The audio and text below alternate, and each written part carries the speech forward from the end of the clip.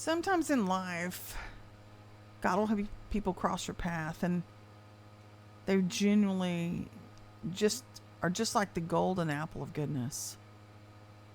And it really has to make your heart wonder, Lord, am I getting this love thing right? Am I getting this relationship thing right with you? Do I really understand what it means?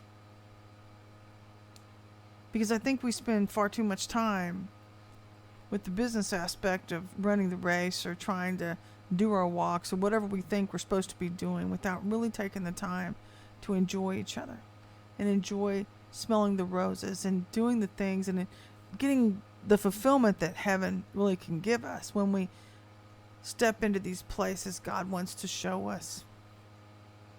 And if you know anything about my friend Chris, I knew him for a brief moment.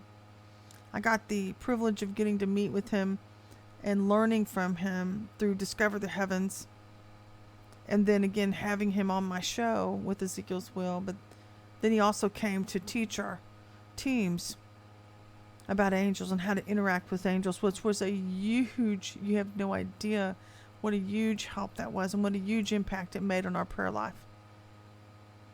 Because I too at that point had been used by God to go in and out of heaven, but I'd never understood the concept of meeting with angels. And Chris, just with him, it was just every day. It was an everyday thing. And I thought, wow. So I was really enamored with his interactions and learning from him.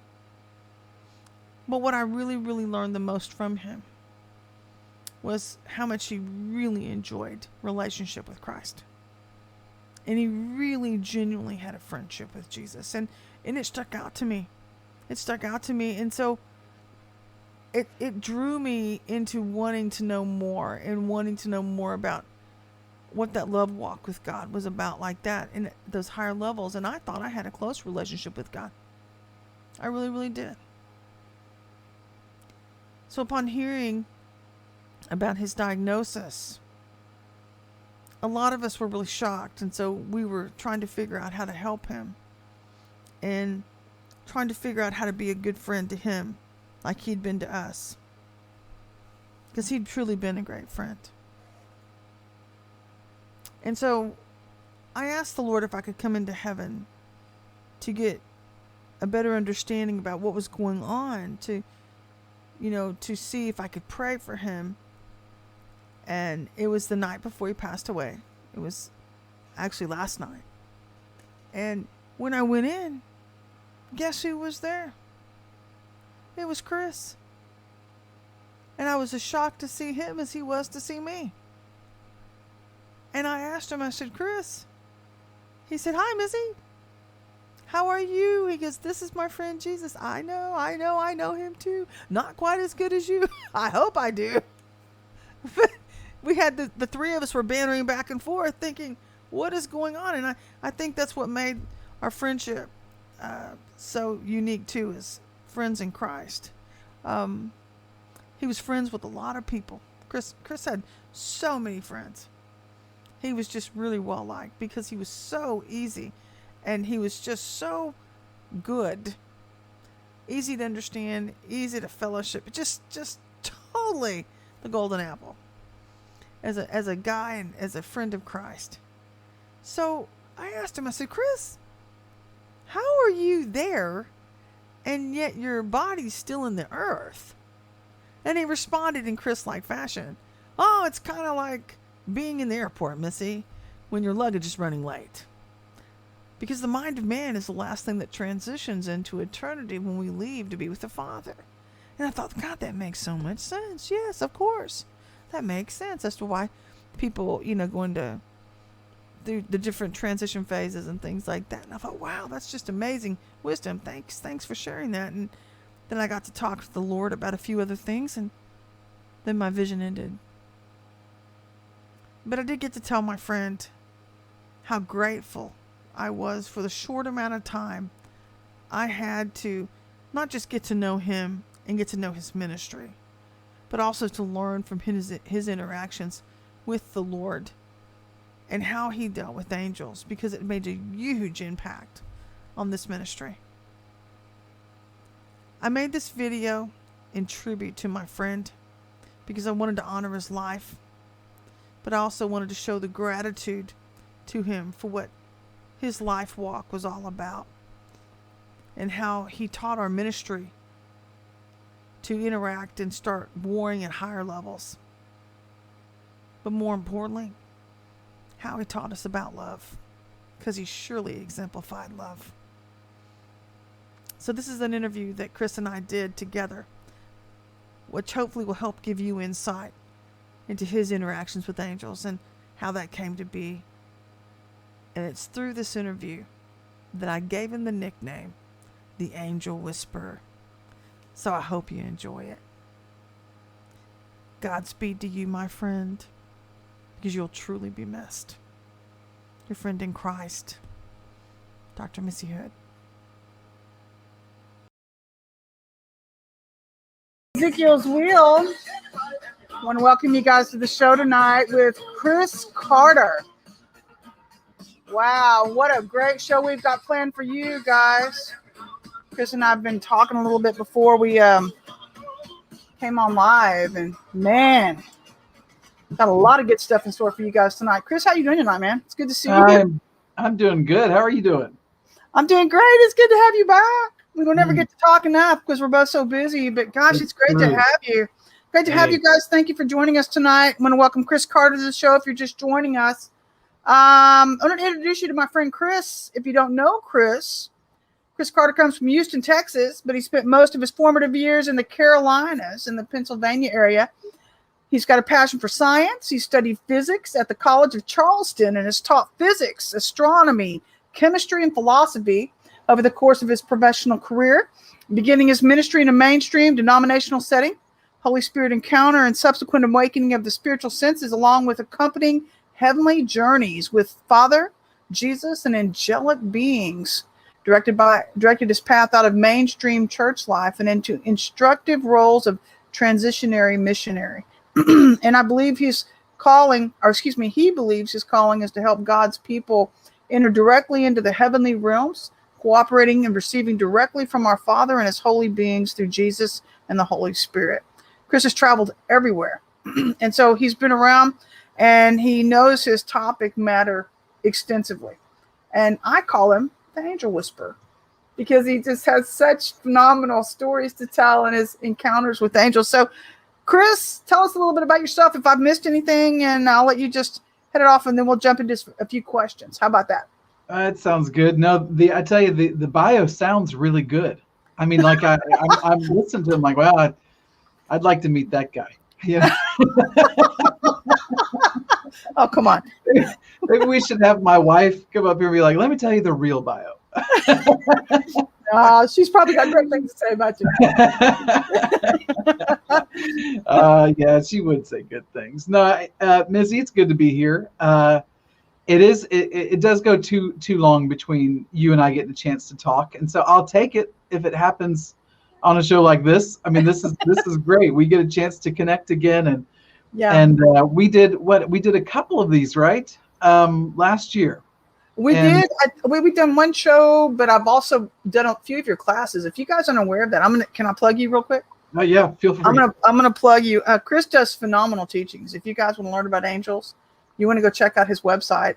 What is your website's name? It's discovertheheavens.org. Discovertheheavens.org. You want to go check him out. He's got phenomenal classes and they're very fun. They're just so interesting and so much fun. But anyway, go ahead. I'm sorry to interrupt you. No. I'll, if someone's going to plug stuff instead of me, I'm going to let them do it. That's just fine. Absolutely. But no, we did some meetings last year, or we did a show like this, and I had such a great time doing it. I thought, I don't know. I don't think I say this to everybody. I don't, and please don't tell anybody else I say this because I'll deny it. But it was really easy. The flow was just super nice, and the folks online with their comments and the chat, and I enjoyed it so much. I was like, that was one of the most effortless times to just hang out and do something like this, Yeah. Well, so if you didn't notice on the last show too, I have to do something embarrassing, but I kind of blipped myself off the screen. I left Chris on the screen by himself. thinking, Yeah. okay, I'll just give him the floor. And Chris was like, yeah, Missy, you still there? And I came back, There. woo, yeah, I'm still there. Trying to, hide the Yeah. profile, but yeah, You whatever. made me nervous if I feel like I'm holding the reins. I'd be like, oh, I don't know. Sorry about Yeah. that. So, Yeah. what do you think about jumping into a few questions? You Oh, ready for some let's questions? do it. No, let's do it, Missy. And I think anything else that I can kind of tell folks to kind of ease into what we're talking about tonight, I can do in those questions. So you and I talked before, about kind of where we wanted this to go tonight. You've got questions people are asking. So yeah, I'm for it. We can just jump in. Cool. So, on Ezekiel's wheel, we teach people how to go through the chambers of God's heart. We call it C1, C2, C3, C4. C1 deals with the water kingdom. C2, which is right now, starts April the 30th through August 31st. And I call that the fiery kingdom part of God's heart, where if you didn't get delivered in C1, then you're going to be going through a lot of pressure in C2, because C2 is for fire, and it's to bring all the dross to the surface. And so this is a perfect time for me to have a conversation with Chris, because even I have questions now. Right. The witchcraft is getting a little bit intense already. And we're not even, usually witchcraft never gets as intense until like we get closer, like into, I would say, the 9th of Off. Yeah. When you're going through the eye of the needle. And so I guess my first question for you is this. What do you think's happening right now in the spiritual arena prophetically? And what do you see God doing? Yeah. So in general, and I know this, I'll give this disclaimer. I doubt any of your listeners will be too surprised or that they'll take me too seriously, but just to make sure, we have to really be clear that this is one man's opinion, right? So this is just my experience. Everything that I do, I kind of see things through a certain lens. And, Missy, because we've hung around each other for a while, anybody that's read my books or even just checks out the website or anything like that, I am really interested in time. I'm probably fascinated with it to a degree. And I'm interested in time because I feel like we're so out of step with it. And the reason why I say that is because God gave us a clock in the heavens, and we've just kind of lived life, especially the last couple hundred years, losing our connection to that cosmic clock. And God said that firmament, those beautiful stars, were there for signs and seasons and days and years. So that's his creation. And it's one really beautiful clock, but it does more than just kind of tell us what month we're in based on where the sun is, what constellation the sun is in. The Hebrew Bible and Job calls that the Mazzaroth, the 12 constellations the sun moves through in the course of a year. But that big clock also tells us cosmic ages. And you hear that word come out of Jesus' mouth a lot. And lo, I will be with you always, even until the end of the age. Yeah. Which is, as a complete aside, I've always wanted to use the phrase "and lo" in a sentence, just to see if people pay attention to me a little bit more. Just to be like, "And lo, you shall do the dishes, children." Just to see what would happen. Probably nothing. But anyway, so, anytime he's using that term age, Jesus uses that word age more than any other religious leader in history. Mm-hmm. And it's because he knows what's going on with the cosmic ages. Don't have to get into that tonight, but just to say there are cosmic ages, and they do take about 2,100 years, and they're astronomically significant, but God's always changing the story. When those ages change, whether that was with Adam, Abraham, or Jesus, all about 2,100 years apart. And of course, we're sitting today right on the cusp of a transition into another age. So we're in the transition right now. That's why the bio, I kind of made up a job for myself, right? Because it didn't exist. There was no place to apply for a job doing this sort of thing. So I had to create it. And I just said, well, I feel like I've lived a missionary life in a lot of ways. My wife and I have lived like missionary vagabonds for the first 17 years of our marriage here. But I feel like I'm not just like a missionary that goes and preaches the gospel. I feel like I'm a missionary of the transition, of that cosmic transition. Amen. In a really general sense, what do I see going on spiritually, prophetically, in all of those arenas is I feel like in the last year, the pace of us moving from one age to the next, think of them like giant cosmic doors. One's closing while the other one's opening up. And there's this weird period of time where both doors are open. That's the transition between cosmic ages. We're in that transition right now. But it really felt like in the last year, that door to that next cosmic age opened up like in a jolt. and that one to the previous age closed in a jolt. It's not closed completely. These things happen so gradually, but it felt like it definitely shifted, and I think people could feel the pace of that change. Now, what that looked like to me was, and I think this is, we may have said this when we talked on the phone this week, Missy. It's like if you can imagine someone wearing a jacket and you pull the zipper down the jacket and those two sides go like this. That's what I feel happening. I feel like there's this division and I don't want to say it's not a bad division. It's not division between like the super spiritual and the non-super spiritual, or the elite and the non-elite. I mean, I'm always kind of trying to steer away from that kind of thinking, but just a division in calling. You know what I mean? Like, let's just call it's a division in what God's called you to do.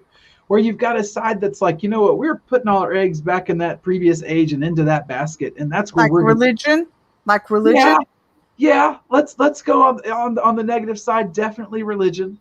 And then on the other side, you've got these forerunners that are peeking into the next age, and then they have the most wild proposition ahead of them. In that moment is that if you're going to look at the next age, you have an invitation to start to act it out even before it's properly arrived. The best person you can look at in history to see that in action is John the Baptist, who's doing the commission and the calling of the next age. He's baptizing, he's doing repentance, he's doing all of that even before that next age that Jesus came to institute was properly established. And that's what transitionaries do. They get out there and they start acting it out. So what I feel and what I see happening, especially like in the prophetic arenas, just spiritually, is I think people are standing at that crossroads. And the last year of our life has been a great crossroads experience. It has really been an indicator of, folks, where, you know, this is not the story doesn't end bad. I'm never like a full doom and gloom person, but I am a turbulence person. So I do believe the story ends wonderfully, and I do believe things are going to get better and better and better. But I also believe that transitions between ages are extremely turbulent. And so you can't help it. Everything that's going to be shaken, that can be shaken, is going to be shaken. It's just, if it can be shaken, it will be. That's the nature of the transition that we live in. It's like a woman giving birth. The result is amazing. Amen. But the process is crazy. And I know that because I've witnessed my kids being born, and one of them was a cesarean and I was just in the room, but the other one was born naturally. And here I am with this degree in physics, science background. You know, you'd think I would have like responded to that very logically. I was in shock, and I didn't even have the baby. Your poor wife. What is happening right now? And it's funny. My wife loves telling this story because she thinks it's so funny. But the nurses were like, "Do you want to cut the cord?" And I was like in this moment of like, yes. Like, I don't even know what I'm saying right now. And Melissa thought it was so funny. She's just had the baby, and she remembers the nurses had to grab my hand, put my fingers in the scissors, and they had to open it and close it to cut the cord, because I was like, I was out. You know, I was just like, I don't know what just happened. New father, stunned. That's right. That's the transition between the ages. You know, it's gonna be shaky. Yeah. I want to give a plug again. If you guys haven't read his book, I just want to say this. This is one of the best books I've ever written. Not ever written. We'll let you take credit. If you're holding it up and pledging it, you can take credit. That's plagiarizing, dude. No, okay. This is Cosmic Shift. You want to go check it out, go grab it on Amazon.com. You can grab it on his website. But it is a really phenomenal book because of this. Because I believe, when Chris is talking about the new kingdom age, and I think this is where the dividing is coming into the body, unfortunately, because people have this preconceived idea about what they think the kingdom age is going to look like. And I am actually shocked. I don't know about you, but I'm kind of shocked as to what I'm experiencing in coming forward as a front runner, because this is not what I anticipated it to be. And so I was talking to the Lord about it. I'll get to the next question in a second, because I just got to say this. But it was really, really interesting to me, because I went to the Lord and I said, God, this is just kind of weird. You know, this is not what I anticipated. I don't know what I anticipated. And he goes, well, Missy, you're seated beside me in heavenly places. He said, Earth is my footstool. He goes, where did you think I would be? And I was Right. just like, I don't know. And he goes, in some other universe? And I was like, I don't know, God. And he goes, well, you're seated beside me. He goes, I'm in the heavenlies. I'm in the cosmos. He goes, so I'm calling you higher and higher to where you can learn to rule and reign with me in heavenly places. And this is that. And so I think we have to kind of put away our preconceived ideas and our know-it-all attitudes, thinking, well, this is what God's going to do, kind of a thing. And just really learn to trust him in this new place, because he's got a great plan. Absolutely. Over to you. Absolutely. Well, no, I mean, I think that's it in a nutshell for that first question, is that I guess my gut feeling is I'm just watching the kind of the crossroads effect happen, and people are having to pick a direction. And sometimes I am surprised, you know, like I am kind of surprised at what some people are doing, especially people that I know. And I'm like, y'all know this is like the time, right? Like this is the time that if you're going to pursue eternal things, this would be the moment you should do it. Like this is it. Like this is that moment in our story. And, but anyway, you know, not to be negative about any of that stuff. So, well, yeah, that leads me into contraction point 2 in my next question with you, actually. So I'm going to be hitting you with some kind of hardball questions. So go for it. okay, here we go. Here comes the first one. So contraction point 2 is the hardest time of the year for intercessors and frontrunners. It is the hardest time of the year because we're being squeezed from every side. We're being pressured. And the less deliverance we have, the more pressuresome it seems to be. So in dealing with contraction point 2s of the past, from my experience, I've dealt with a lot of witchcraft, it seems like, during this time. I mean, like over the top. And right now we seem to be getting that earlier than usual. Usually doesn't start like until, I would say it usually comes in about end of April, end of May even. Now we've got it even before April began. And so my question to you is this. What's been your experience in dealing with witchcraft, and how do you maneuver through it with angelic assistance? Yeah. So here's where I could best illustrate some of this with a story. And what I want to talk about is a story that deals with witchcraft on, let's just call it, like, in my mind, one of the largest levels that it could exist. We're talking like major witchcraft issue. And in particular, how this works with the angelic realm. I can't stress enough in starting to tell this story. I can't stress to you enough how much it's okay to take time to get to know the angels that are close to you. The advantage of having angels that you know, you can be like Saint Patrick, where when they wrote Patrick's story, they said, you know, Patrick met with the angel Victor, just like a man meets with his friend. That's how close Patrick and Victor were. So I would never, ever, ever diminish the importance of taking the time to get to know the angels that are around you. And before we're done tonight, Missy, we're going to do an exercise that's based just around that. Like, we're going to make sure whoever's on tonight, we'll do a quick in the spirit exercise. Let's try to be close and acknowledge the ones that are around us. So, I've been doing this, Missy, like, I'm, going on a decade, 11 years, and I would say a good chunk of that has been just getting to know, sometimes in the most simplistic ways, the angels that are close to me, that some of them have always been close to me. Some of them are close for a season, but getting to know them and learning to treat them like the honorable spiritual beings that they are, and not the automatons that are here to kind of do my religious bidding, Sure. And so that I just, to frame this story that way, how important that is. So, and I've got two of them really. The one of the times I think I realized how real this stuff is was I was sort of doing my normal in the heavens, in the spirit prayer time. And if I've told you this story, Missy, or to your audience before, please tell me. I'll tell another one. It's fine. You're good. Okay. So I'm doing my normal thing. I'm hanging out with Jesus. I'm sometimes in my home in the heavens. I'm doing this. I've got these eyes closed. I've got the eyes of my heart opened, as Paul would say. And I'm doing what John did in Revelation. I'm simply in the spirit.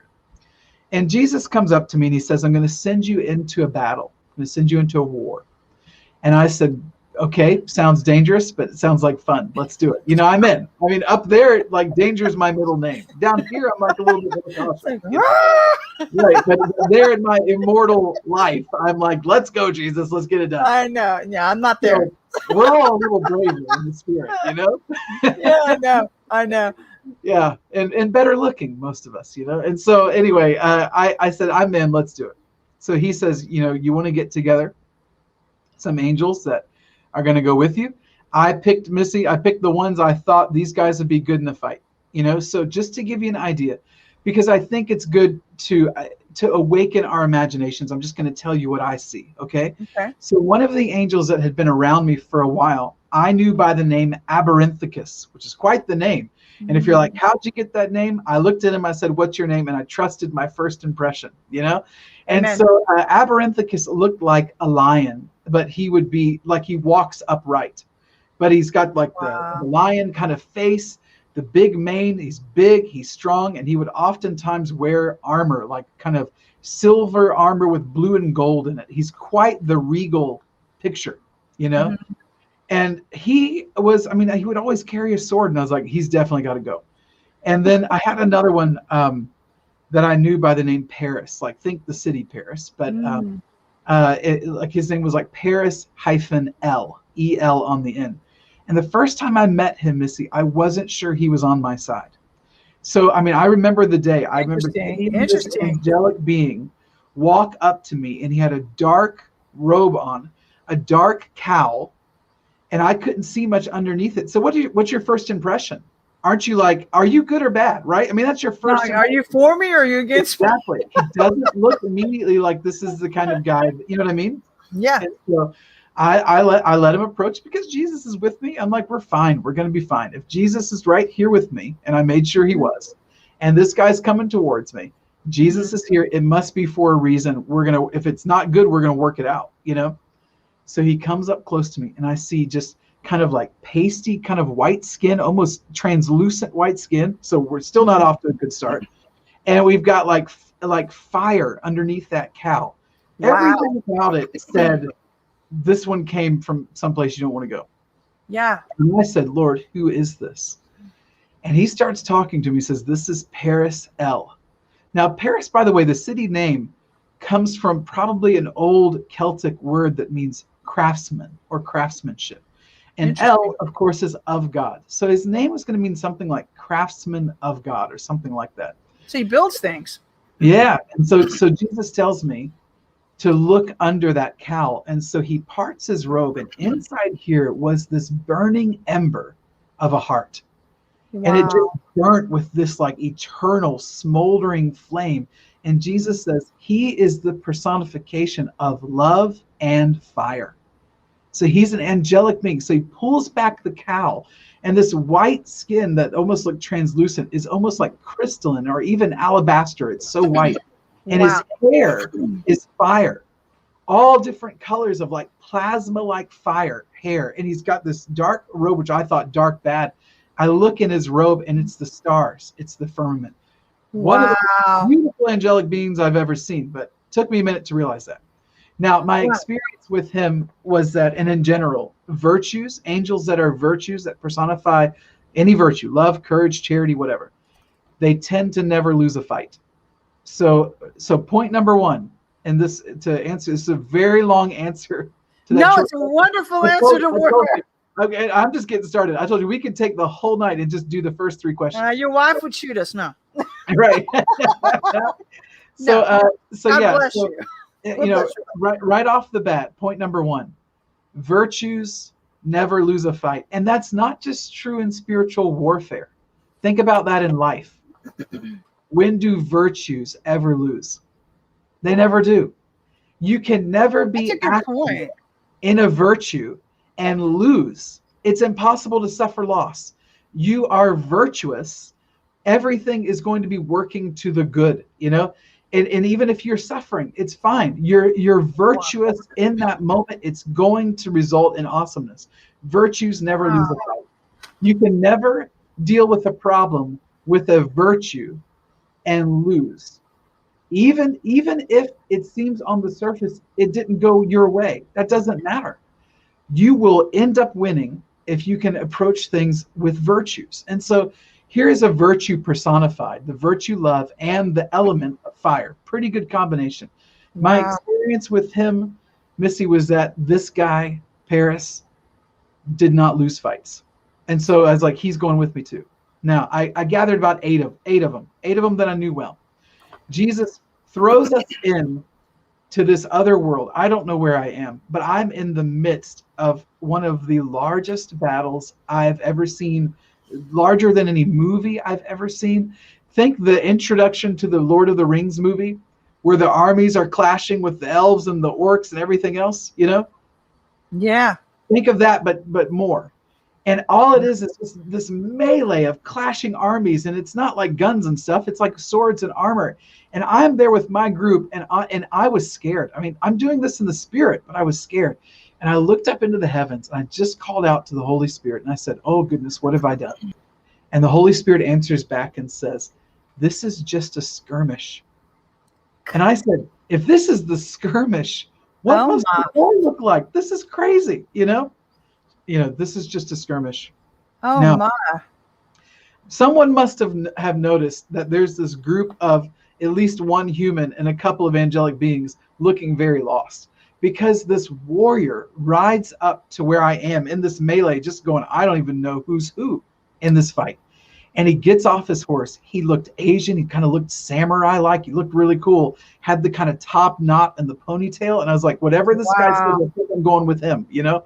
And so he's like, yeah, come follow me. So he gets us all, he puts us all on horses. We ride out of the skirmish, and we're going over some hills away from that battle.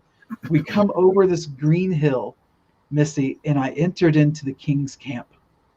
And there's these pavilions of all these beautiful colors and these banners flapping in the wind. It was beautiful. And I come into the king's camp, and this guy that sort of rescued us from the skirmish brings me to this tent. And I promise I'm getting to a story about witchcraft. So just hang tight, okay? He brings me into this tent, and he's like, "This is for you and your group, kind of get yourself situated, whatever." Now, as happens with me often, my journeys in the spirit, you can't wrap up with a bow in 30 minutes. You got to go back. So it's like reading a great novel. Sometimes they take months to play out. So for the next 2 days, those two angels that I just mentioned, Aberynthicus and Paris L, they brought me in one of these tents was like an arena. Like, think the kind of thing that people would ride horses in at the state fair or something. It's got a dirt floor, and it's a big tent above it. And these two angels take me in there, Aberynthicus and Paris L. And they say, "We're going to teach you how to fight." And so they start strapping armor on me. And when I looked at it, again, first impression was it was black. It was just black armor. And I don't know like what my reference point is, but I'm like, if it's just straight up black, is that good? Like, it shouldn't be like white or something? I don't know. So they're strapping black armor on me, which also raises the question, why do I need the armor if I'm in the spirit? Yeah. And then for 2 days, those two spiritual beings beat the crap out of me in that arena. I couldn't get the upper hand to save for 2 days. They knocked me from one side to the other in that place, teaching me. I mean, it was training like trial by fire, right? It was just, they gave me a weapon. Don't think I got anything elegant or fancy. I did not. They gave me a mace, which is like a glorified baseball bat. That's how unskilled I was at all of this. They were just like, give him the thing that doesn't take any skill. Just swing it around, like it doesn't, the least amount of training possible, And so eventually, like in that second day, I realized that in the spirit, I could move differently than I move here. And I finally could get the hang of it. But those two, I mean, they beat me one side or the other. It was comical. It really was. Wow. Now, from there, again, it's a long story because this took weeks. Hello? Well. Oh, you still there? Yeah, I'm still here. Okay, You're good. We went a little kooky there for a minute. A few days later, I get called to a meeting, and I go into this meeting, and there's about 40 humans in this meeting. And there's this map on a table that's almost like 3D holographic. And I kid you not, the guy that's leading the meeting, and sometimes what's Justin Abraham call this cardionosis, when you know without someone talking. Your heart knows like what's being said or who the person is. I know, Missy, that this is Saint Brendan, the Navigator, one of the Irish apostles. Like this is Saint Brendan. Interesting. And I'm like, okay, I'm in the spirit. Okay, if you're going to be in the spirit, people from the cloud of witnesses are going to be there. Saint Brendan's leading the meeting. I'm like, well, he's like 800-ish AD. I'm like, 2016, 17 here. And so, who knows where all these other people are from in time. But we're all here right now. Yeah. And on this map, like Saint Brendan the Navigator showing us this map. Now I can see where the skirmish took place. So if you're kind of looking on my screen, I could see where the skirmish took place. I could see this mountain range. And then over here by the mountain range, I could see this ring of fire, this giant ring of fire. And there were almost like power stations around it. And out of this ring of fire, this giant, dark, spiritual being was being conjured up out of that ring. Now, can I ask you something real quick in that? Yeah. So like when you're going through all these things in the spirit, what is happening in the natural around you? Are you seeing manifestations with witchcraft in the natural? What's going on? I'm going to get there. I'm sorry, I'm jumping. Yeah, no, it's a great story. Okay, so sorry. Go ahead. It's got a good ending now. Okay. So they're either conjuring him up or down. I don't know, but I was guessing up, And so like a good commander, Brendan starts asking the room, what do you think we should do? And, to a man, no one was like, well, we should stop it from happening. Everyone was like, let's just mess with them. Let's ride out there at night. Just jack with them. Make them mad. Totally. Let's just ride out there at night to one of those little power stations around that giant ring of conjuring. Yeah. And let's just attack it and just totally rip up their morale. Let's just make it to where they hate what they're doing because it's so frustrating. And everyone's kind of approving of this plan. And Brendan's asking, what do you think's going on the map? And I'm like waiting because I'm the new guy. I'm like, don't say anything, Chris. You're just going to embarrass yourself, So I waited and waited and waited. And then at the very end, I said, just kind of sheepishly raised my hand, like, Sir, St. Brendan the Navigator, I might have something to add. To me, circa 2017-ish, what this looks like is that mountain range looks like the Alps. And that ring of fire really reminds me of the Large Hadron Collider, or what we call CERN, or the LHC. Yes. It's a giant ring, and it has some, mankind has never, if you don't know this, let me back up. It's the largest and most expensive machine and engineering project mankind has ever taken. Isn't it a portal? It's something. It's definitely something, because mankind never pumped that much money into one machine and it wasn't weaponized in some way. It's never in the history of man. And there's just a lot of funky things going on there. So I was like, okay, that's what it looks like to me. And it looks like they're conjuring something up. Now, the statue in front of the office of CERN, which is on the border of Switzerland and France, right there by the Alps, the statue that's in front of CERN is of, I believe it's the Indian, or the old Indian goddess or god Shiva. It's the destroyer.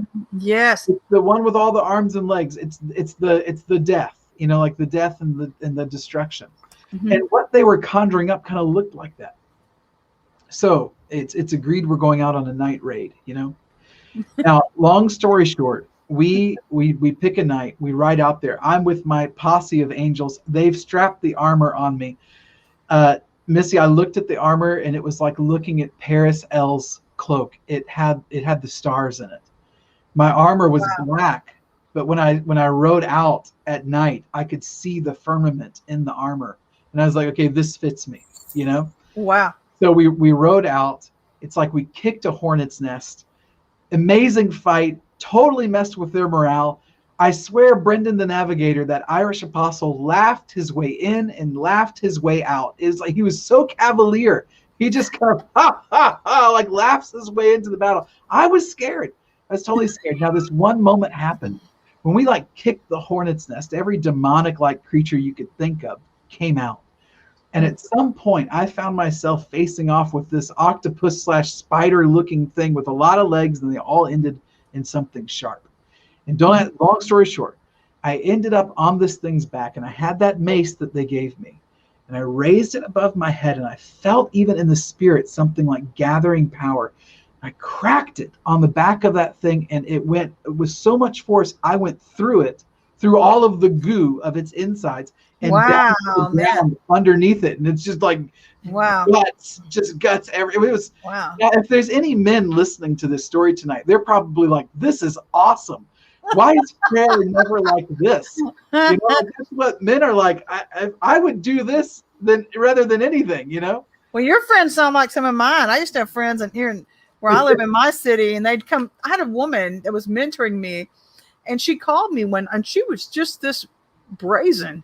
And I'm not gonna say brazen. I would say she's had a lot of guts, but she'd call me and she's like, "Yeah, you want to go with us tonight?" And I go, "Well, where are y'all going?" And she goes, "We're going to go and find some covens, and we're going to go lay hands on their doors." And I was like, "Yeah, you're going to go knock yourself out by yourself, because I'm not going. I'm not going." No. Don't need that kind of pressure. It's like, "Don't be a wuss, Miss." And I was like, "No, I'm just God gave me a brain. I'm using it. No, absolutely not."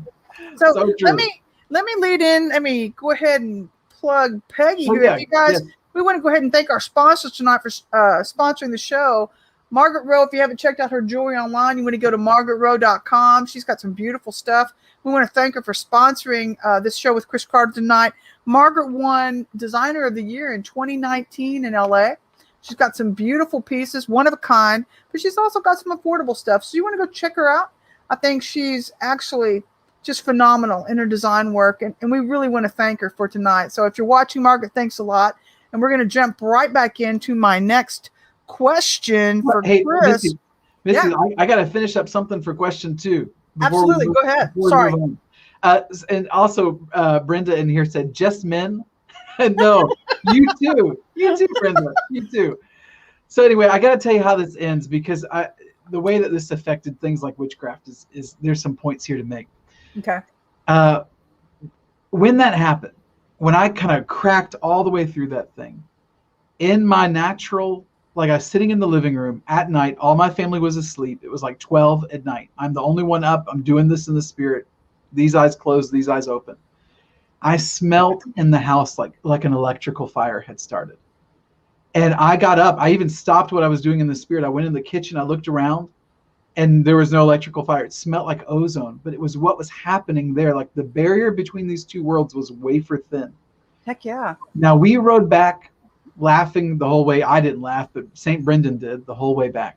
I had so much fun, Missy, that I asked him. I approached Brendan, the navigator. I said, "Can we go back again tomorrow night just to do it?" And he said that was one of the most exhilarating things I have ever done in the spirit in any way.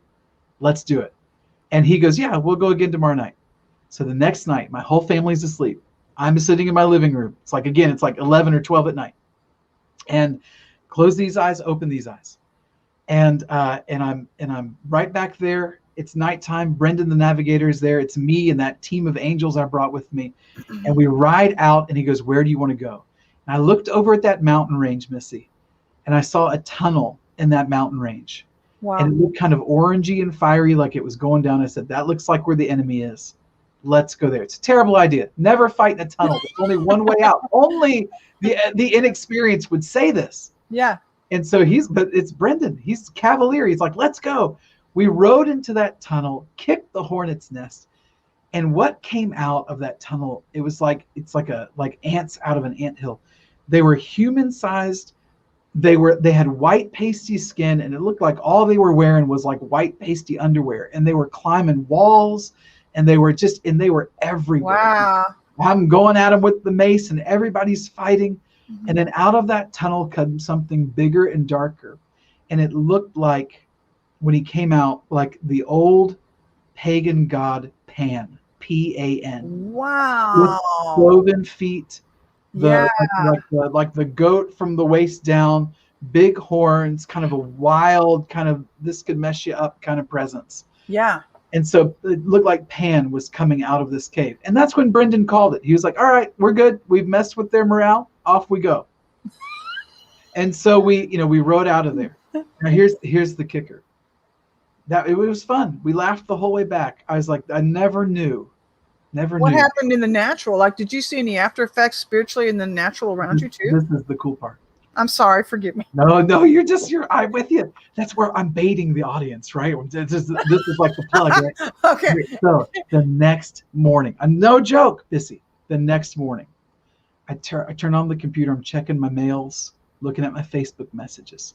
Someone has posted a video the previous day in Europe on the border of Switzerland and France, where I thought I was.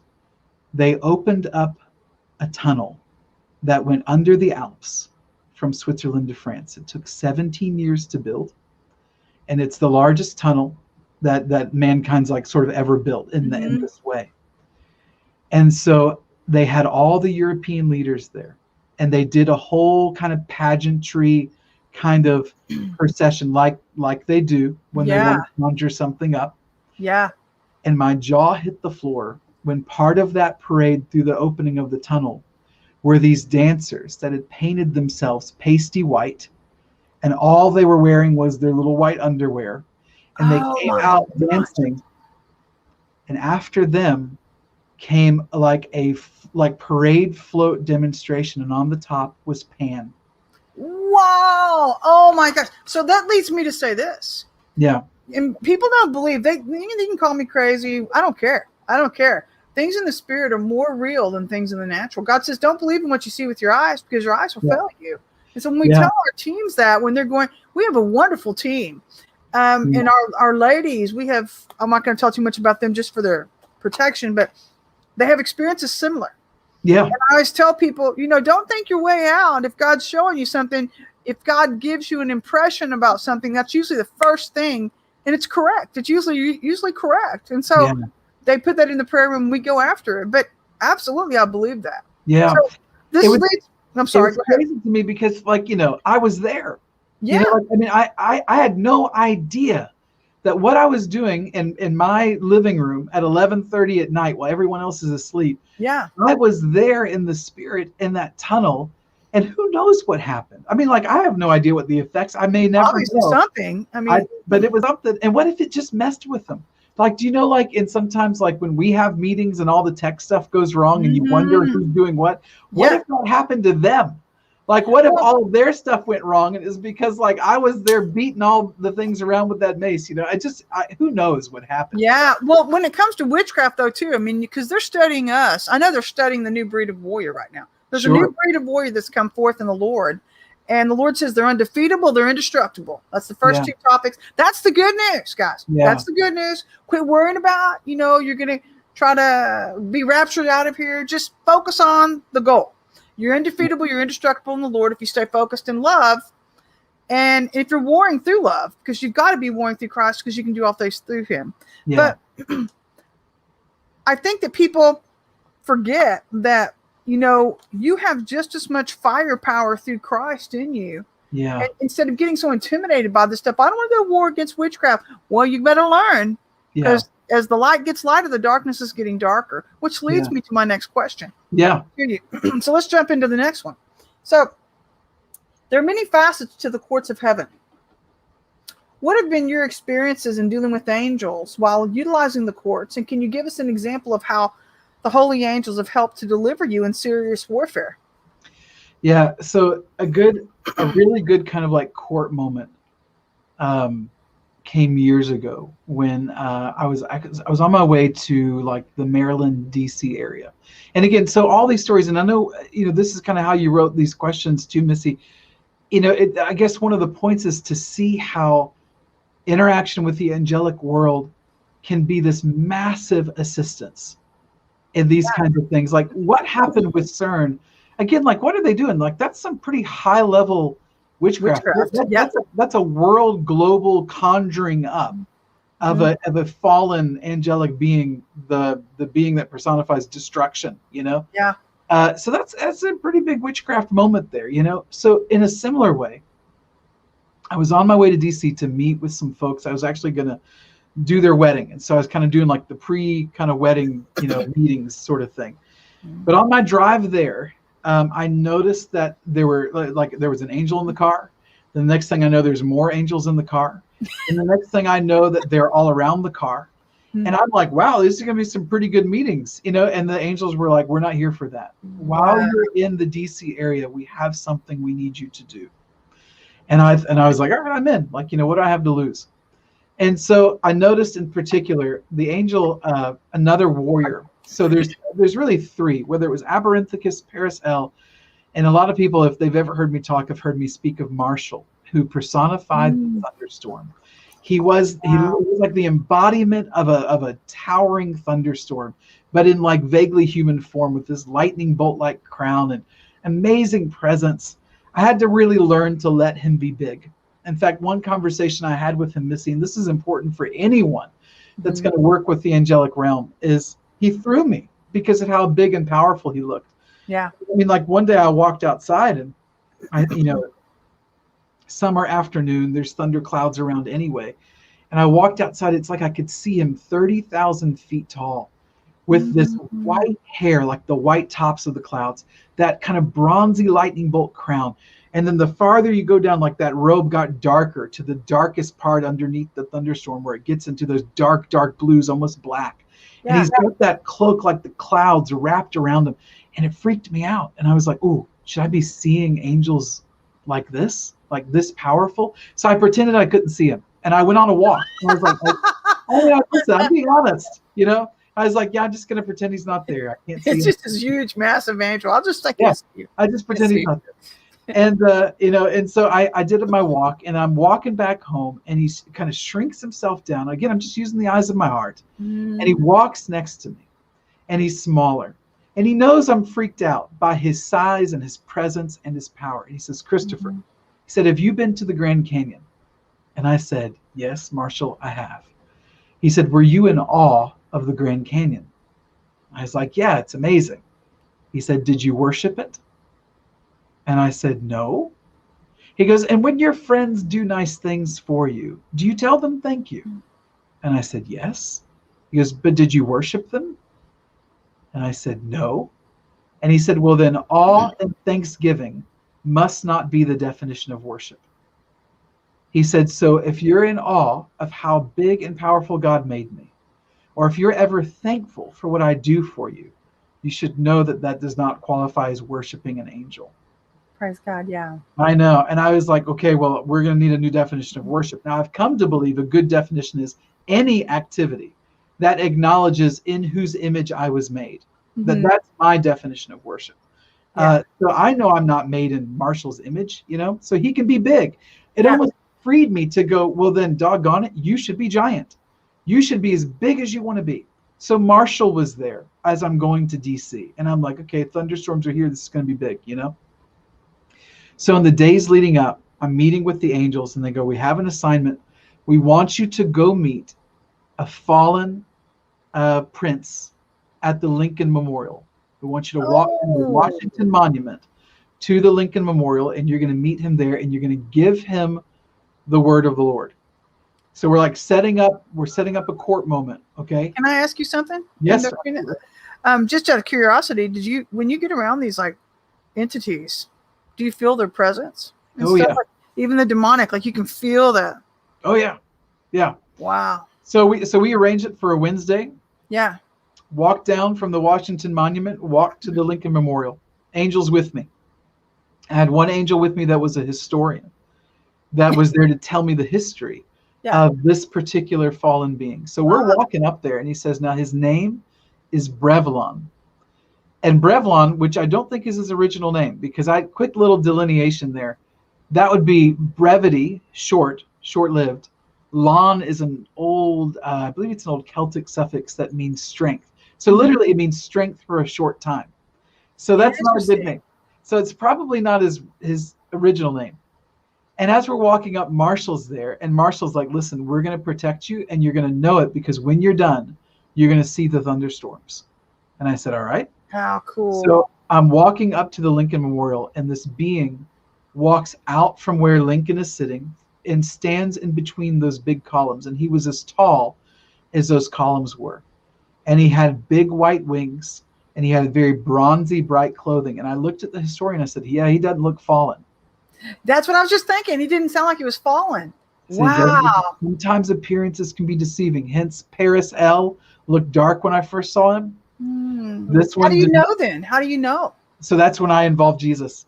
So right. So and in this case, this historian, I said he doesn't look fallen. He said that's because that's the presence he's putting up as a facade, because that's the presence he wants people to meet when they come to the Lincoln Memorial. So then this being, this historian angel, goes on to say, they set this place up to look like God's throne. There's the crystal clear pool of water, and then there's steps leading up to Wow. I never thought about that. this paternal fatherly figure, one of the founding fathers, a fatherly figure that brings peace, sitting on the throne. Like, it's designed to give you the same feeling. That's probably not good. It's probably not a good thing.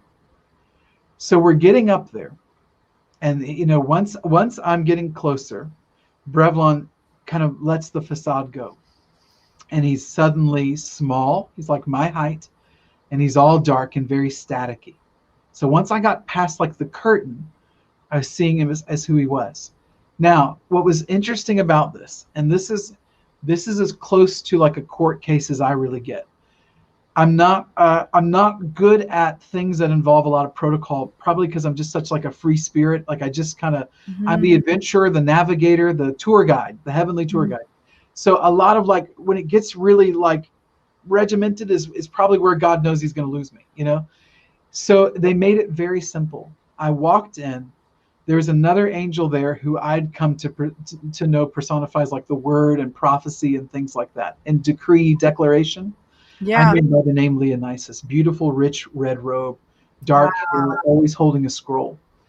And he was there, and he said, Christopher, do not give this fallen angel any of your time, because what he's going to do is he's going to distract you, and he's going to try to pick a fight. The historian jumps in and says, when he was originally with the Father, he was the personification of peace.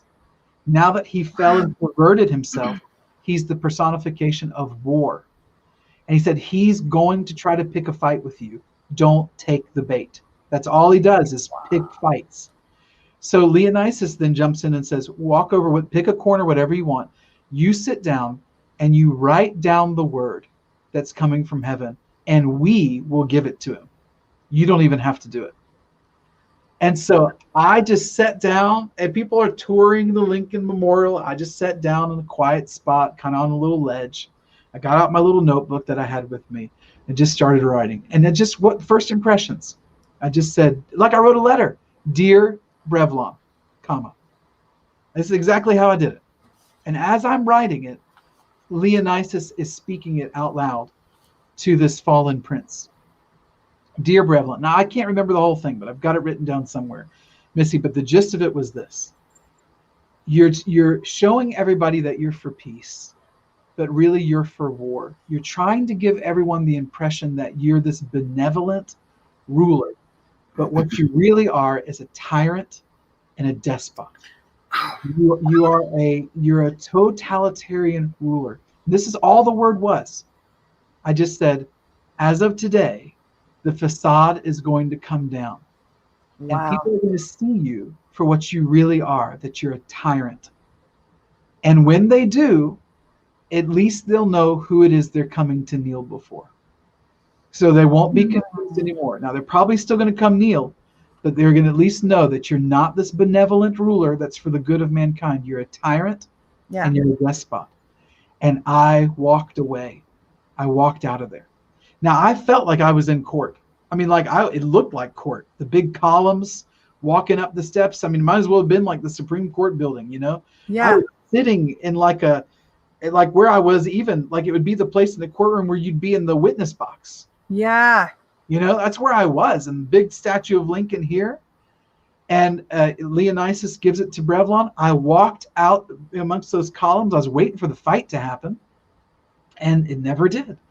And Leonisis looks at me and he goes, great, what do you want to do now? And I was like, well, I kind of want to go to the Smithsonian museums and get some gifts for my kids. I'm all the way in D.C. They're in South Carolina. I want to go to the gift shop. And he goes, well, you should go. Just walk over there and go.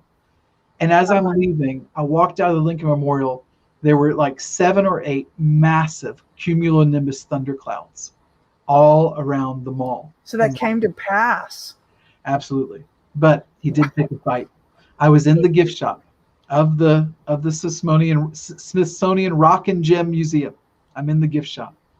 I'm there looking for a gift for my kids. Yeah. And this fallen angel, like an emissary for that prince, for that fallen prince, comes and tries to give me a message. And it's almost like this parlay. Now, I'm just doing it with the eyes of my heart. I see him give me the message. I read it. And it's so syrupy sweet what this fallen angel is writing. He goes, "Dearest Christopher." And it's like, I can hear his voice. Yeah, it's like, I can already sense it by the spirit, actually. Yeah, comma. I just want you to know, you do not have the authority to remove me from my place. I am here, and this is where I belong, and I will continue to. It just went on and on and on. And I was like, signed at the end, Brevlon. Yeah. Now, I signed my letter, son Christopher. That's how I signed it, Mm-hmm. So I wrote him back in the spirit. All right, let me see the page. Dearest Brevlon, comma. I never tried to tell you to leave. That wasn't my job. Like, I never told you to go. I never told you to stop doing anything. I never said, by God's faith and power, I'm removing you and casting you into the. I never did that. Mm-hmm. No one took that up with you. I just told you the word of the Lord. It's just turning the page of your story. That all that's going to happen is the facade is going to come down. Mankind is going to see you for who you really are. That's it. That's all I'm doing. And so again, I'm in the subway, like the little metro underground, about to get out of downtown DC. I get another parlay from one of his emissaries. It's another argument. And then I looked at the angels around me. I said, do I have to keep doing this? And they said, he will keep this up with you as long as you'll let him. Because that's what he does.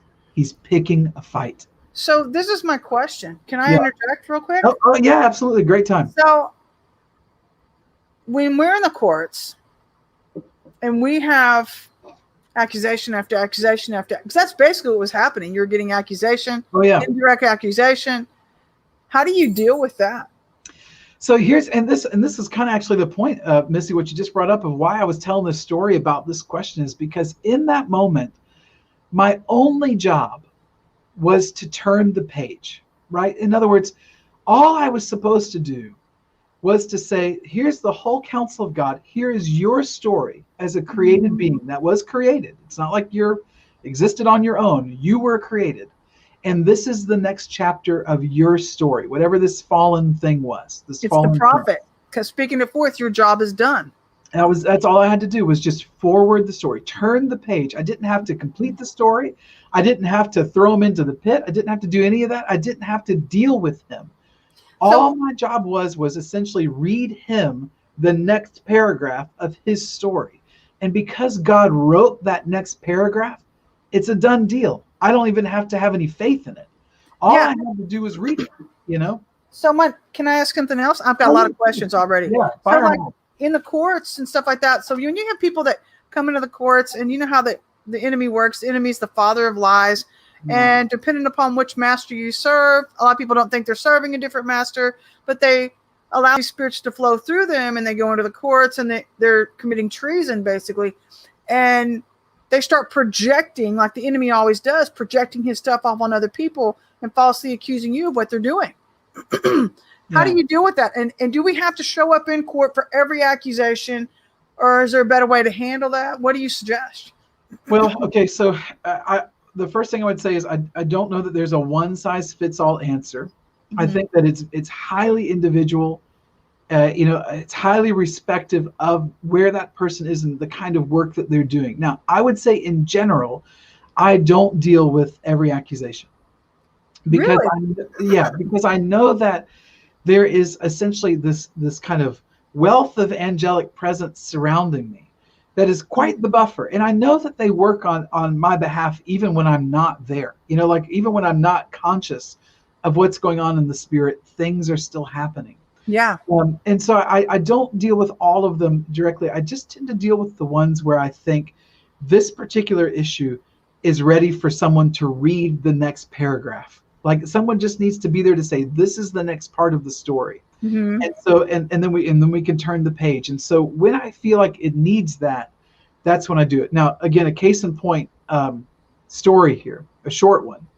This happened last year, and in another good courtroom lesson learned in this moment. I was in my home in the heavens. God's, Jesus said, if I go, I'm going to prepare a place for you. So I was in my home in the heavens, and I'm in this kind of like a chamber. Think of it like a personal courtroom where I often have angelic congresses. Like that's if I'm going to meet with all 8 or 12 that I know well at one time, we're going to do it in this circular room that has this beautiful overlook, And Sure. so that's where I was. I'm there with, I don't know, let's say 5 to 7. I can't remember how many were there. The ones I know well. And they called someone in. So here was the interesting moment. I did not plan to do anything this particular day. I was going up there just to be in my home, be about my immortal life, doing the things that I do. They call in a presence, and I see none other than the guy I mentioned in the first story, Pan. They called Pan into the room. They did, not me. Now again, a little bit of history, a little bit of mythology history here, Missy. Pan's an old Ancient demon. old spirit. Yeah. One of the first fallen angelic beings that mankind ever knew was Pan. Wow. Now, the ones I know well, the angels I know well, called him in. One of them was personifying transitions. I know him as Brennan, angel I still know the best. Another was this feminine angelic presence that reminds me of the moon. She was there. Paris L was there. We were stacked. We had good angelic help. But when Pan walked in the room, I did a quick look around to make sure we were all right. I was like, listen, I'm fully aware of who this guy is. Like this is one of the original ones that fell. And it reminded me of that moment in Job where the accuser is called into the court, where he's walking among the holy ones. Everyone's always like, how did he get up there? In that part of Job where he gets to come in, the Satan gets to come in and say, well, have you considered Job? Like, how does he have the right to go up there? Well, sometimes they're called in there, and I suspect it's very. So can I ask something real quick while you're there? Yeah. I'm sorry. So in your experience, just real quick here, just for clarification for our audience, is it people accusing you or the demons behind them accusing you? Both. But often, really, I think the origin is spiritual. Yeah, I agree with you on that too. My experience doesn't have to be right. I think it's highly individualistic. It really is relative to the person. Yeah. So anyway, in this particular moment, Pan walks in. He's got his flute, which is very dangerous. You don't want Pan to play his flute because that's what incites panic. That's where we get our word. Interesting. Oh, now, wow. Keep in mind when this happened, springtime of last year. So was there some panic? Yeah, there was. You're right. Pan was hard at work in the news media. He was hard at work on social media. Wow, true. Pan had been playing his tune, and the world was dancing to it. How do you know the difference? I mean, how do you discern? I mean, you just discern it and you just know it? Or God just shows you because of you're interacting with the angels all the time? Yeah. That is wild. Yeah. So they call him in, and essentially they're going to deal with him. Now, and oftentimes all I feel like I'm doing, Missy, is I'm the witness. I don't know that I do a whole lot. I'm just there to be like, I see this. Mm-hmm. Like I'm just there acknowledging that it's real. Yeah. And those angels, they took up their case with him. And I watched it happen. And I watched them take his flute. And then I watched another angelic being that it's almost like this is who Pan should have been. And his name was Orpheus. And he came in and started to play the flute. And it was the opposite effect. Instead of releasing panic, it was releasing peace. It was a beautiful scene. Now, I learned a couple things from that experience. Number one, I've been encouraging people for the decade that I've been doing this. If Jesus said, if I go, I'm going to prepare a place for you, you should find out what he's prepared for you. You should spend enough time in the Spirit that you get to know your home in heaven. This is my personal belief. So again, Missy, take it with a big grain of salt. This is just one's man opinion. The only guarantee I have in life is that I'm going to be wrong. So I do not have to be 100% right about any of this. But this is my personal thought. Sure. The courtroom where you're going to have the most authority is the courtroom in the home that Jesus has prepared for you in the heavenly places. I know. Okay, so I can be wrong, and it's totally cool if I am. I know that there's a universal courtroom in the heavens. I know that there is. And I know it's a good place to go. I know it's a good place to get that work done. I'm just going to ask, the audience and people to consider that when you're standing in your immortal resurrection life inheritance, which you can see with the eyes of your heart right now, when you're standing in that place that Jesus has, he's been doing this for 2,000 years. He's been preparing a place. Mm-hmm. When it's ready, that's when he gets to open it up and show it to us. The fact that I got to see mine and others are seeing theirs, it's almost like it clearly is almost time. That's a big moment in history. That's a resurrection of the dead moment coming up, But if you're standing in the place of your resurrection life that God is giving you as an inheritance, with its structures, with its grounds, with its beauty, with all that it has, and you stand in there as the king or queen that you are. Yes. That's the place, that's the inheritance that resonates with your life. And it's the place where I'm just going to argue, and it's okay if I'm wrong, but I'm going to argue it. That's the place where you will have the greatest authority. And that personal courtroom where you sit enthroned as one of the, he's the king of the kings, where you sit enthroned as a king like him under his authority. That's the throne from which you're going to see the most of happen. So I'll finish with this. And if we have time for another question, or if you want to go to some activations. I do want to go into activations, but I just want to ask, I think you've gone over quite a bit, and I wanted to give them some opportunity to, have an encounter with angels as well. Yeah. So do you think we have enough time, or do you want to go right into activation? Well, we probably got a few minutes. Yeah. Okay. So I'll just ask you one more question real quick then. And so we both know witchcraft is getting higher around intercessors and front runners. Yeah. It's a non-moot point. So do you have any specific advice of how we might counterattack and use our angels to help us fight more effectively? Yes. There's you have a weapon. So everybody write this down. You have a weapon. It's incredibly powerful. And it's easy to use. It just takes your time and your discipline, and that's relationship. If you can take the time to get to know those angelic presences around you as more than we live in an age of computer programs. It's very easy for us to think of them as like spiritual programs that just kind of, you press the buttons, Control C, Control V, whatever, and they just they go to work. But when you get to know them, the closer the relationship gets, more effortless all of this becomes. I agree. Let me tell you what I think. Can I interject in that too? Yes. The first time when I first did my classes with you, and you were teaching about Uriel, the angel in the air kingdom, I started interacting with him. I love him. Yeah. I love him. He's such a sweet old man. Yeah. And he's just so sweet. And he takes me. I'm not lying. He took me into this. He brought me into this house. I went into his area with Jesus with me.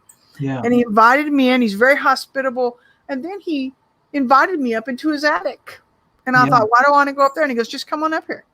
And he pulled, I think it was like a sword out with a crown on the tip, because I was going through warfare and dealing with witchcraft at that point too. And he said, use this particular sword. So he gave me the strategy. He gave me the weapon. Yeah. And I applied it. And I'm telling our audience base this too.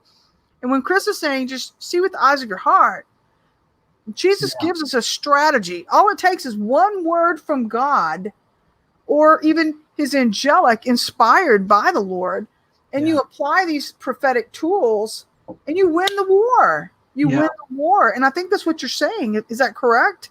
Absolutely. There's something that happens when you spend time with them outside of the moment when you need them. You know what I mean? So like any good Interesting. relationship Yeah. exists because you genuinely like the other one's presence.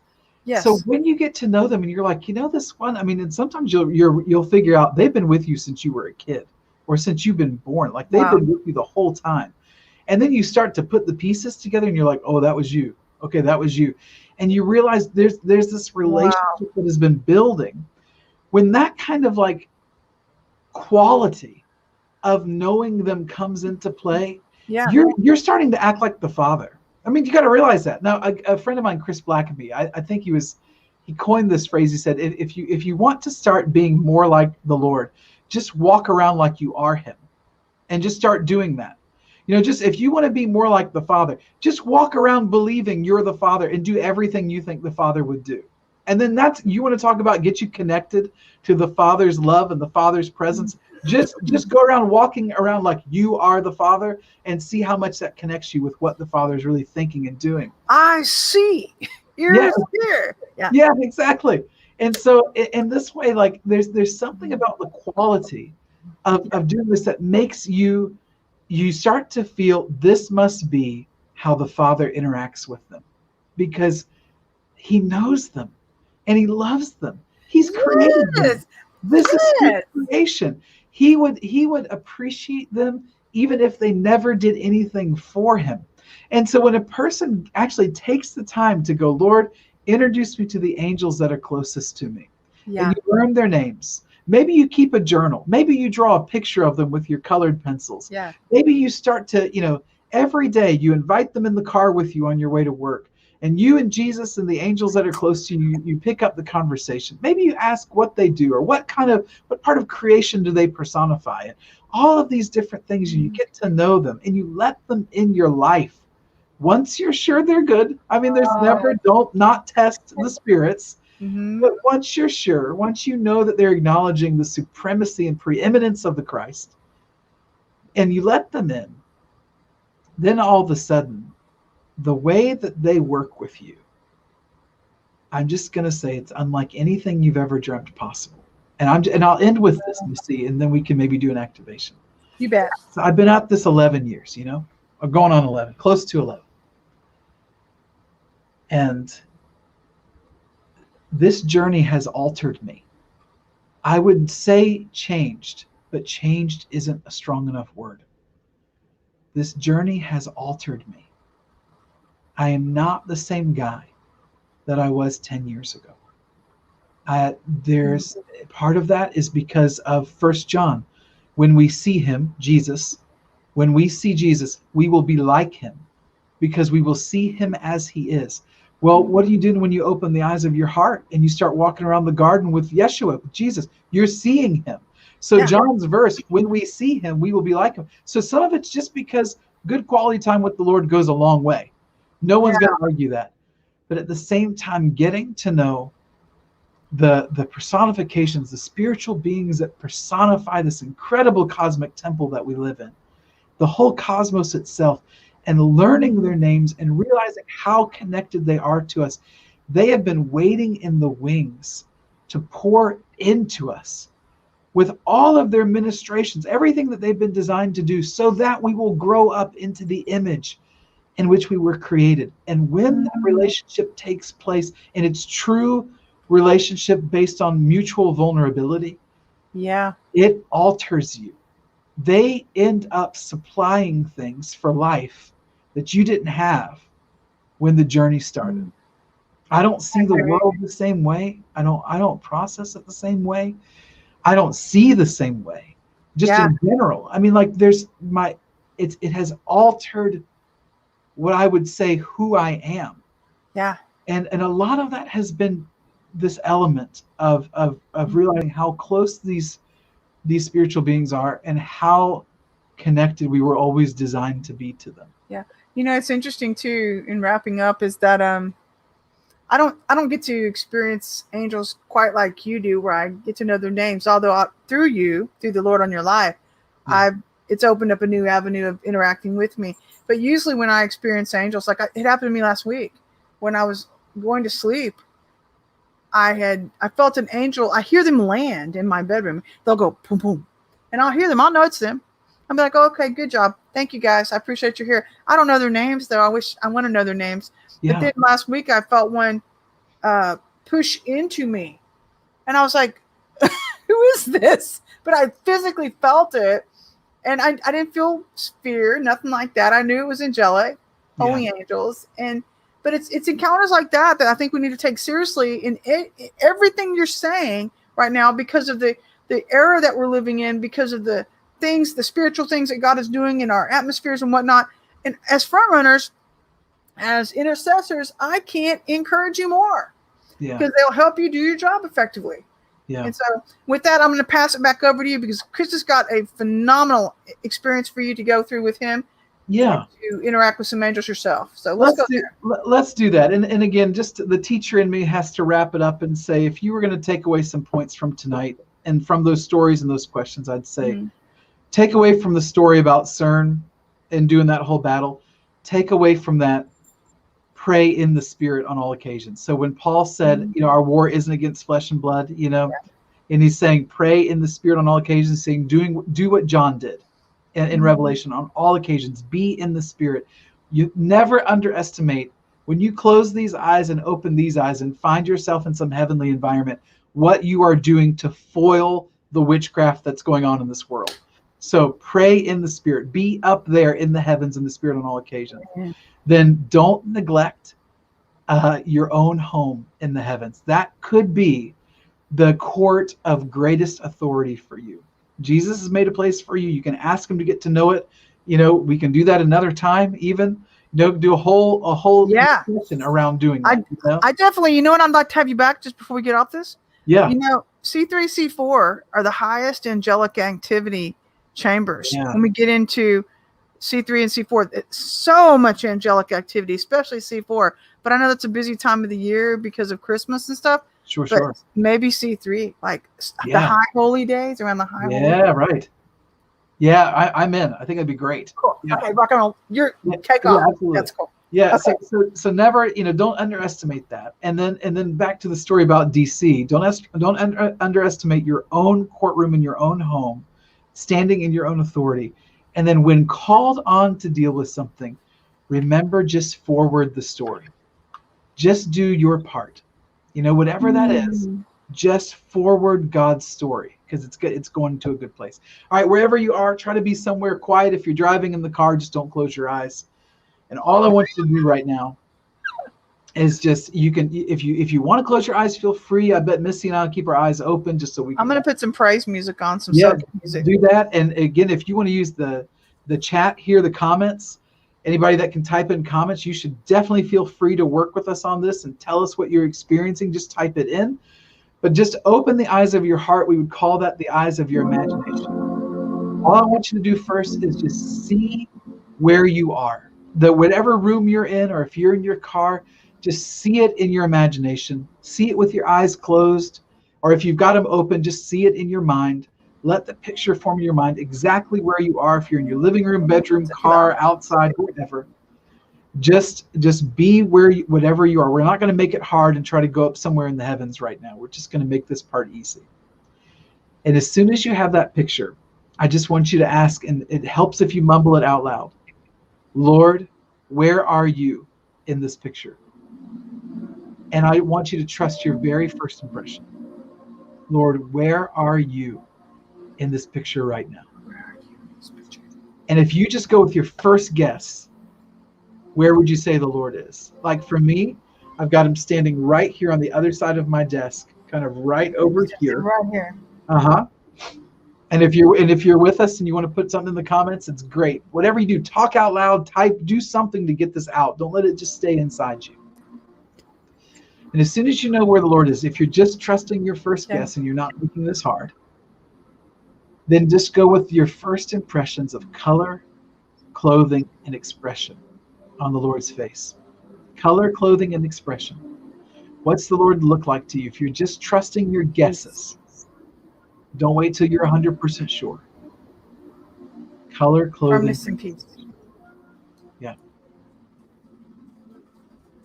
Yeah. And if you're like, I don't know if I'm seeing him right. Well, just ask yourself simple questions. Like, to you, does the Lord have hair? You know, just something simple. Does the Lord have hair? And then, you know, does he have eyes? Well, yeah, he's got hair, he's got eyes. Well, what color is it? How long is it? You know, what color are his eyes? Yeah, Karen, I see you. He's standing beside me and behind me. Brenda, he's behind you. Yep. Janet, you see white robe. He's got a white robe and sandals. I saw something white underneath, but then I saw almost like navy blue and a very simple gold crown on his head. And he looks very happy. He's smiling. In fact, he knows what I'm planning to do, but he looked at me and he goes, do you think we should introduce them to angels? And I was like, yes, Lord, we should. Yeah, Sonia, behind my husband and I. Yeah, Brenda, you see his expression, concern and love. Yeah. Warfare warrior, standing in front of me. He's wearing a cream-colored tunic and he's smiling lovingly. Of course he is. Yeah. Now, just for fun, let's let him preach a message through us real quick. Let's ask him really quickly. Lord, what's one thing you want to make sure we know tonight? What's one thing you want to make sure we know tonight? And I want you to trust your first impression. He's saying that I've got you. I've got you.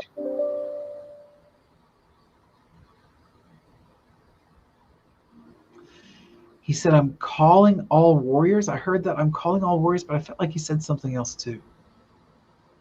I'm calling all deliverers. That's what I heard. I couldn't get that last word. I'm calling all deliverers. Yeah. People who will deliver. Yeah. Karen, you said he's smiling as he steps in front of me, and he's brown, wavy hair and twinkling eyes. And I feel like what he said to you is, I'm safe. Brenda, you see flowing hair and the color is changing constantly. Yeah. Kind of get a feel of what maybe John saw when he saw him. Yeah, again, let's just ask, Lord, what's one thing you want to make sure I know tonight? And trust your first impression. And don't be shy, folks. I mean, throw it into the chat box. It's just like we're letting our rabbi teach us. And he's just doing it through you right now. Everything's going to be okay. Yeah, everything's going to be okay. Joy and love. He said, I am here always. I'm with you. I'm always with you, warrior. Everything. Oh, that was you. Let's see. Everything's going to be okay. Sonia, he said to you, this is real. Good.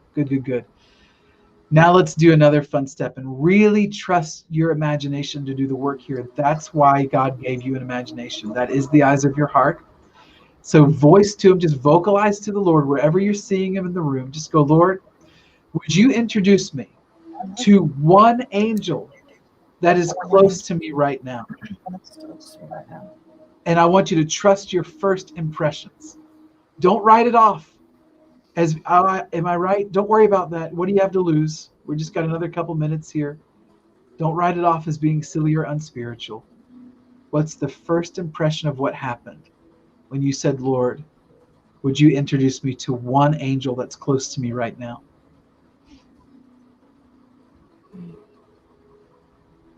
I saw one that I know well, who apparently was close to me tonight, standing right here. I know his name, Adama Noel.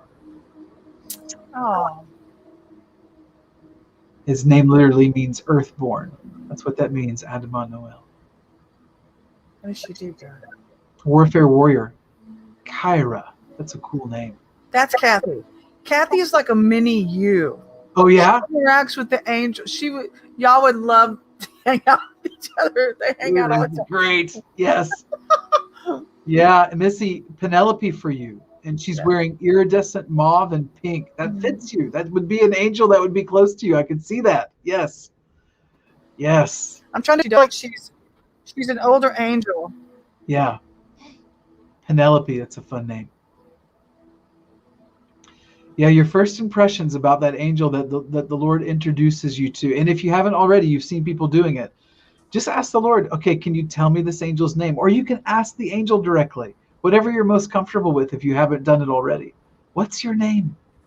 And you trust your first impression. You don't have anything to lose tonight. The only thing that really bogs us down is when we get worried about getting it wrong, you know? Mm. So you just trust those impressions. You can test it later. You should test it later. Test the fruit. Jehoshaphat. That was you, Brenda. Yes. Karen, I heard my angel's name is Shalom. Yeah. Very good, y'all. Very good. When you get a sense of that angel's name, a fun question is just, why are you close to me? Jonathan. Yeah, Nicole got the name Jonathan. Good. And you're getting it by the name. You can already tell if it's a masculine or feminine presence. Please don't shy away from that. You're doing it correctly. Every culture in the history of mankind, including Hebrew, has always seen angels as masculine or feminine, never neutral. So you're in good company. Arabella, a feminine one there for Victor. Yeah. Yeah, he is, and it was someone else. He's like liquidy, velvety, robed in pure love. Probably the virtue love. Probably the virtue love. Very good, everyone. Really good. And again, you can just ask, why are you close to me? Why are you the one? Janet, it was Cherul. I'm going to go with Cherul there. Male. Yeah. Yeah. Cool. Jehoshaphat's wearing an emerald green flowing robe. That was you, Brenda. It'd be interesting to see, why is he close to you? Just ask him. Hear that voice. Hear that spiritual being's voice. Why y'all are doing this, maybe you're having the easiest time ever doing this, or maybe you're like, am I really allowed? Listen, all I'm going to tell you is you're living in a cosmic shift. We're stepping into new things. One of the things we're stepping into is a relationship with the spiritual beings that looks a lot like what the Godhead has.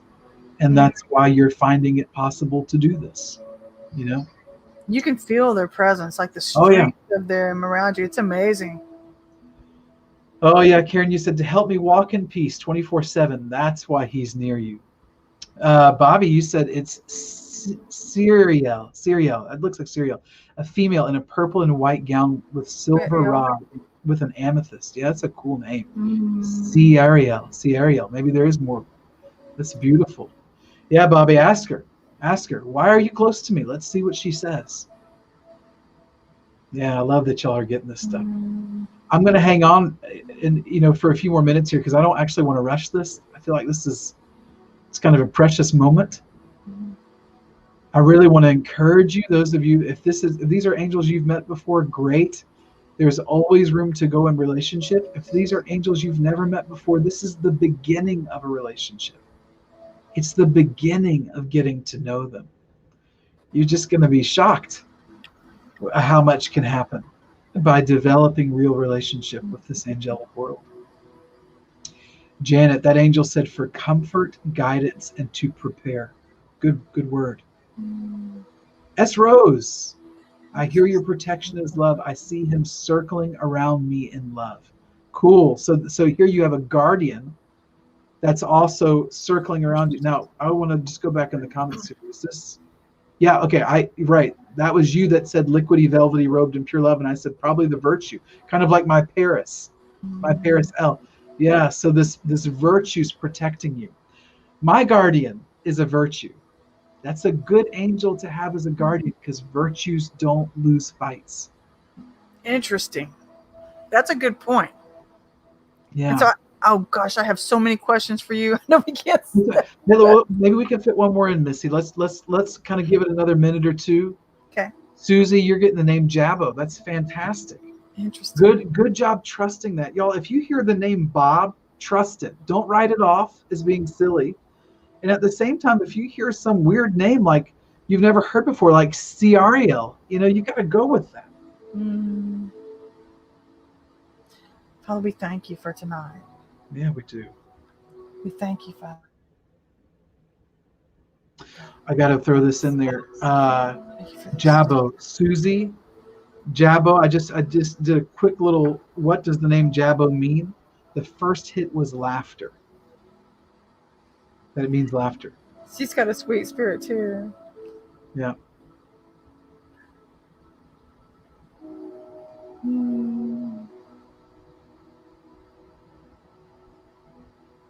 Yeah.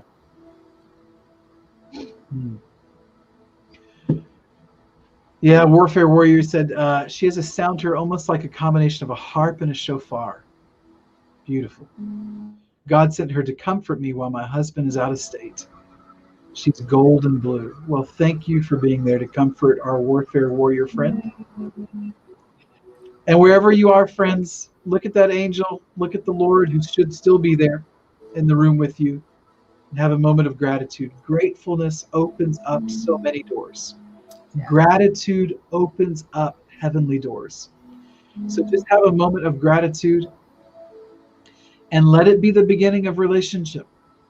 Don't let it go. Let it be the beginning of something. Amen. All right, Missy. Well, Yeah. I'm probably going to email my question to you. Okay. Because I know you probably, mine's kind of extensive, so I'll email my question. Well, feel free. We can always catch up and talk and do what we do. Yeah. Yeah, we definitely will. So we want to thank you so much, Chris, for tonight. I just can't thank you enough. It's been super, super revealing and insightful. Very helpful, I think. And I hope you guys were just as blessed as I am. Don't forget, you can grab Chris's book off Amazon.com. It's Cosmic Shift. This isn't the only book. He's actually got a new piece of work coming out right now. What's the title of your new book? The new book is called Our Place in the Cosmos. Wow, I'm buying it for sure. You want to grab his new book. You want to grab his stuff because you're going to learn so much about warring and about working with angels. And it just puts all the pieces together. So with that, I also want to thank Margaret Rowe for sponsoring us tonight. We can't thank her enough either. So Margaret, thank you very, very much for sponsoring the broadcast. And with that, I'm just going to fade this out and we're going to fade this in, and we'll see you guys next time in September. Thank you for joining us tonight on Ezekiel's Wheel. Good night, everyone. You guys have a blessed night, and we'll be seeing you. Bye-bye.